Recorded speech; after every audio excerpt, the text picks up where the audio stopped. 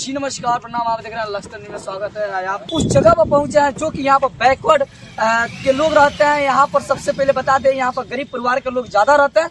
यहाँ पर पहुंचे इन लोग से बात करेंगे, लोकसभा चुनाव पर क्या इन लोगों का क्या सपोर्ट है, क्या कहना है, इनसे बात करेंगे। सबसे पहले भैया अपना नाम बताइए।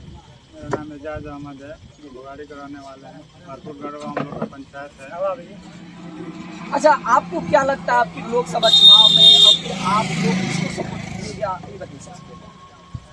अभी कुछ नहीं कहा जा सकता है, इसलिए कि बेरोजगारी और बहुत तरह का समस्या है। शिक्षा की भी अभाव है हमारे तरफ, और ख़ास तौर से भादों का जब दिन आता है तो इस क्षेत्र में किसी बड़े बड़े नेता को खोजा भी जाता है तो कोई लोग मिलने के लिए तैयार नहीं रहते हैं। कौन सा नेता को खोजा जाता है जो नेता तैयार नहीं होता है? बहुत सारे सांसद जी भी हैं, विधायक जी भी हैं, इसलिए कि जब नदी कटाव करने लगता है तो सारे लोगों का मतलब कलेजा पर हाथ रहता है कि कब कहाँ बांध टूट जाए और हमारी ज़िंदगी कब मतलब चली जाए। सारे लोगों का समस्या बना रहता है।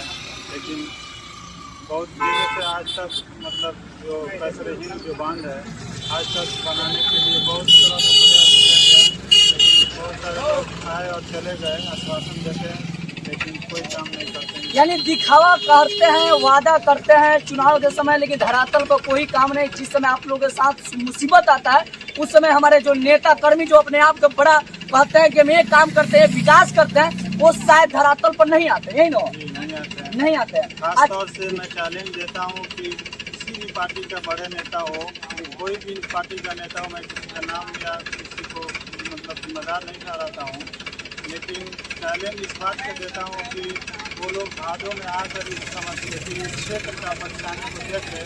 इस क्षेत्र के लोग कैसे मतलब अपना जीवन गुजारते हैं बरसात के दिनों में और भादों के दिनों में। खास तौर से हमारे यहाँ एक ही फसल होता है, वो भी गंदम का, गेहूँ का फसल ही होता है या ऊख का खेती होता है। लेकिन धान हमारे क्षेत्र में धान सैलाब के चलते कभी भी नहीं होता है। 10 सालों का ये आंकड़ा है, पहले भी नहीं होता था, लेकिन 10 साल से इधर भी एक ही फसल होता है हमारे तरफ। जैसे कि आप बात किए संजय जायसवाल के, हमारे सांसद संजय जायसवाल है, पश्चिमी चंपारण क्षेत्र का, यहाँ से है। तो एक बताइए, क्या संजय जायसवाल जी आते हैं इधर कि नहीं आते हैं? आते हैं, रोडे पर अपना गाड़ी से चले जाते हैं। इधर क्षेत्र में कभी रुकते तक भी नहीं है।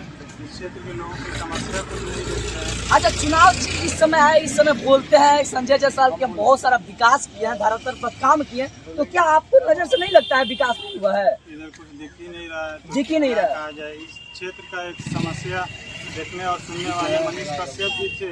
हम लोग सपोर्ट में थे कि इस बार मनीष कश्यप को आगे बढ़ाएं। हमारे क्षेत्र के ही हैं, हमारे गांव के बगल के रहने वाले थे, लेकिन उनसे उम्मीद थी कि अपने क्षेत्र के परेशानियों को आगे तक बढ़ाएंगे।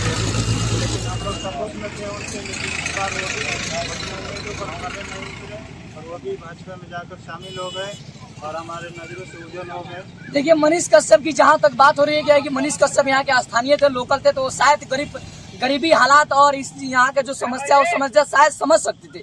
लेकिन आज मनीष कश्यप जो लोगों के बीच में जिस तरह कहीं न कहीं घात किया है, लोगों के साथ विश्वास के साथ कहीं न कहीं उम्मीद को तोड़े हैं, वो कहीं न कहीं लोगों के बीच में उनके लिए कहीं न कहीं बहुत सारा दर्दनाक कहानी है कि जो लोग गाली के लैंग्वेज से बात कर रहे हैं मनीष कश्यप के प्रति। अच्छा, एक और बात बताया, मनीष कश्यप हाल फिलहाल में बोले हैं, नेशनल टीवी चैनल पर बोले हैं कि हमारे बिहार में महंगाई नहीं है। इस पर आप क्या कहना चाहते हैं? पहले भी तो बोला करते थे कि महंगाई चरम सीमा पर है।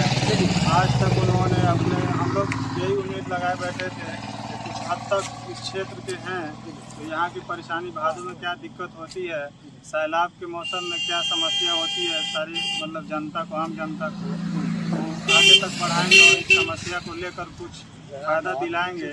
लेकिन वो भी अपनी उम्मीदों पर खड़े नहीं उतरे तो कुछ भी कर सकते हैं। अच्छा, जितने भी युवा देख रहे हैं, चाहे जितने भी लोकसभा चुनाव के जितने भी क्षेत्र के वासी देख रहे हैं, वो सबसे आपको क्या कहिएगा विकास के लेकर? आपकी बार लोकसभा चुनाव जो 25 तारीख होगा उसके लेकर आप क्या संदेश देना चाहते हैं? ये संदेश देना चाहता हूँ कि नवयुवक लोग जो भी हो और जहाँ भी हैं, अपने मत का दान सोच समझ कर करें।